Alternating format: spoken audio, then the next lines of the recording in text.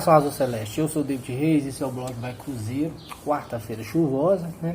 Ontem teve um amistoso na Toca, né? Cruzeiro e Democrata de Sete Lagoas, ficou 5-1, teve gol do Popó, assim, boa movimentação e deu para observar bastante coisa dos que tiveram poucas chances e dos que ainda não tiveram chance de atuar, né? E assim, chama atenção o Popó, a gente quer ver o Popó com sequência, dando ele a oportunidade, para ver se ele tem o mesmo comportamento que o Maurício, e os dois jogaram muito bem na base, se repita isso também no profissional, né? Nessa dupla dinâmica, e é o que a gente espera. Essa semana a Adilson tem a semana cheia, o Marco Antônio não participou, porque estava fazendo treinamento físico, né? E assim, é a semana cheia de trabalhos para o Adilson poder acertar, poder ver o que o América tem de ponto forte, ponto fraco, poder preparar o time, né? O time que vai ser titular, e observar os que não estavam vindo jogando, com pouco rodagem, para poder ver o que vai fazer. Como que é o jogo no Mineirão, os ingressos já foram disponibilizados os preços, eu acho que vai ser casa cheia, deve ter no mínimo 25 mil pessoas, e acho que o Adilson deveria entrar com 4-3-3, né? Poder forçar um pouco. O América tem bastante dificuldade, principalmente na defesa, só que o Cruzeiro também tem dificuldade dos passes certos, está errando passes demais, e aí dá a brecha para o contra-ataque. Então eu acho que a melhor solução para o Cruzeiro seria um 4-3-3, ainda abafando com a linha alta, para não deixar o América ficar à vontade para jogar, e o Cruzeiro tem um cortamento de espaço para poder ter menos probabilidade de errar os passes, né?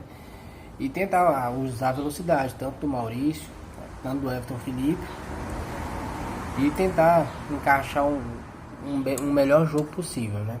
Acho que seria muito interessante fazer os 12 pontos com a partida a menos, para poder alinhar, porque o rival vai ter dificuldade tendo que revezar o time agora, então agora é a chance da gente abrir maior margem. Se ganhar o clássico, praticamente carimba a primeira colocação e as vantagens na fase final. Sobre o Ederson, o Cruzeiro fez uma reunião com o Ederson, tentando ver se fazer um acordo de retirada de ação da justiça e reintegramento do volante, mas assim, a proposta que o empresário, quem trabalha pelo Ederson trouxe, ela é pornográfica, né? É retirada da ação do David, a ação do Ederson, mais o pagamento de 5 milhões e pouquinhos. Desses 5 milhões em cash, em dinheiro mesmo, seria só 2 milhões, o resto em comissões que estão devendo ao André Cury, né? Pessoa ingrata, personalidade ingrata na toca. Você para ver, o Ederson é um único dos casos que você acha que o Cruzeiro tem grande probabilidade de ganhar, porque o Cruzeiro correu e pagou, né, parte. Então eu acho que é melhor você correr o risco do que você perder um jogador com essa idade, com esse quilate, por esse valor, porque de dinheiro vai entrar pouca coisa, né? Aí tirar a ação do David e tal, mas você ganha em cash mesmo 2 milhões por um cara de menos de 22 anos.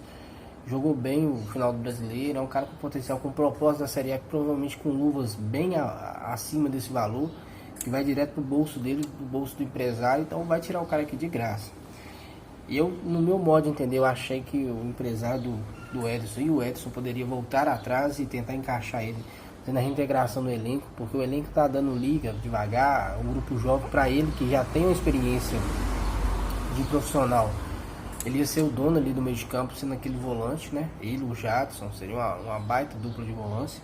Então o cara perde oportunidade. Às vezes sai daqui com um olho grande em outro time, vai para um Bahia da vida ou algum outro time. O povo não vai ter paciência, porque ele não tem identificação nenhuma com o time e tal. Daqui a pouco queima um menino, começa a rodar no interior e perdeu a chance, né? Então acho que deveria, nesse caso, o Cruzeiro correr o risco de tentar levar até a última instância para ver o que vai acontecer no julgamento.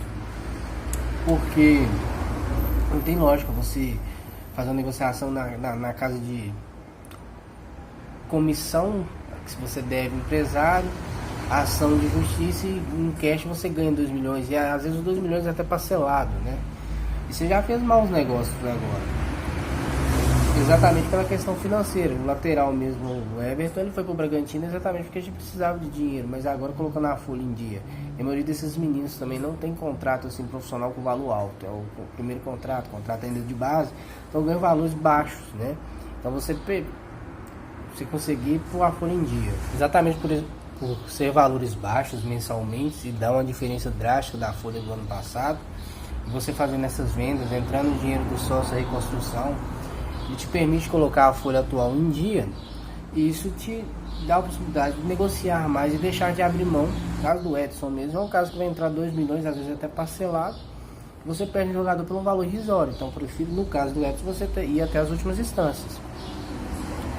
Mais que através do balanço, a gente viu que a dívida era bem maior do que foi ventilado os seus anos, né? 2018, 19, 17, o déficit é bem maior. Mas assim, o grande carro-chefe dessa redução salarial é essa diminuição de cargos de emprego de cabide que estava tendo no clube, e também essa tirada desses medalhões, porque você vaza um orçamento de 3 milhões, 4 milhões, uma folha salarial de uma equipe que ganhava 17, são uma diferença absurda. Então isso num ano te dá um valor de economia, sim, absurdo. Aí você coloca funcionários, dirigentes, valores superfaturados, então no final do ano essa economia é muito grande. E como nossas cotas todas foram adiantadas até 2021, no caso, você em 2021, 2022, você já tem a negociação, a entrada de novas cotas, mais essa economia que você se mantém ela, com valores de jogadores baixos, não entra mais, mesmo você subindo para a Série A, não faça a burrice de sair contratando medalhão. Então essa economia em anos, né? A gente está falando de 2, 3, 4 anos de reconstrução financeira do clube, não só subir para a primeira divisão. Então você coloca, você trabalhando sempre com a folha abaixo dos 6, 5 milhões, né? Com valores jovens, jogadores que querem mostrar serviço, você pegando as próximas cotas, né? E aí você tem a entrada do sócio, além do sócio reconstrução, o sócio comum, né? Aquele sócio que você tem direito aos ingressos, mais a sua bilheteria, mais a sua venda de produtos, e a junção disso tudo, num processo de 3, 4, 5 anos, você amortiza essa dívida toda. Então o ano mais complicado é esse ano, exatamente porque várias dívidas já tem data de execução, então você tem que pagar. A gestão passada deixou com terra arrasada, poucos valores de mercado para você vender como ativos. A maioria dos jogadores oneraram muito com salários exorbitantes, mas não tem valor de mercado e dívidas com outros clubes, né? Então assim, esse ano é o pior ano possível, é o pior cenário. Mas assim, você não vai fazer mágica, então você vai fazer um trabalho, mesmo voltando para a primeira divisão ano que vem, você vai fazer um trabalho de reconstrução financeiramente. Então é como se fosse uma educação financeira, porque aí daqui a alguns anos você se reergue, né? Volta ao seu patamar, mas com a cabeça diferente, com a cabeça de um time que entende que não pode pagar 1 milhão para um jogador igual o Fred, não pode pagar 800 mil, 700 mil para um jogador igual o Robinho, e Thiago Neves ainda renovar contrato com um cara velho, nesse valor. Se você acha que o cara mais velho tem condição, faz de entregar, faz um contrato de produtividade, né? Então assim, e ainda tem a venda de algumas peças nessa nova reconstrução. Quando você trabalha com jovens e o mercado vê que eles estão se destacando, você consegue vendas. O Atlético Paranaense está aí, fez mais de 280 milhões, vendendo desde a época do Pablo, né, ganhou o Sul-Americano e tal, até agora, e ainda não vendeu o Rony. Então se você trabalha, faz um trabalho a longo prazo, não é só vender daqui 3 meses o Maurício, por exemplo. Faz o campeonato todo, vê o cara se destacando, se evoluindo, você vende, e o valor disso você monetiza em dívidas, né? Você paga seus débitos. Então é um projeto a longo prazo. E eu sei que para o projeto acontecer, você tem que se livrar das coisas, mas também chega uma hora que você consegue colocar algumas coisas em dia, você consegue também saber negociar. No caso do Edson é isso. Você começa a entregar seus valores a preços baratos, você acaba que não sai da situação. Porque o bom de você investir nos jogos é a captação de recursos na hora que você vai vender, né? Então assim, o exemplo do Kaká era o Atlético Paranaense ofereceu um valor irrisório, né? E aí, se a gente não tivesse melhorado um pouco a situação, a gente teria que entregar o cara de graça. Eles venderam o Léo Pereira bem mais caro, com o cara aqui praticamente de graça, né? E aí a gente vai ficando com prejuízo. Daqui a pouco chega alguém e oferece 2 milhões de euros no Maurício, né? 1 milhão de euros no Jadson. E vai fazer na feira. No caso do Everton, que foi do Bragantino, é isso. A gente tinha que vender para poder pagar. Agora que a folha está bem mais baixa, já está ficando em dia, você pode negociar e não entregar a preço bacana.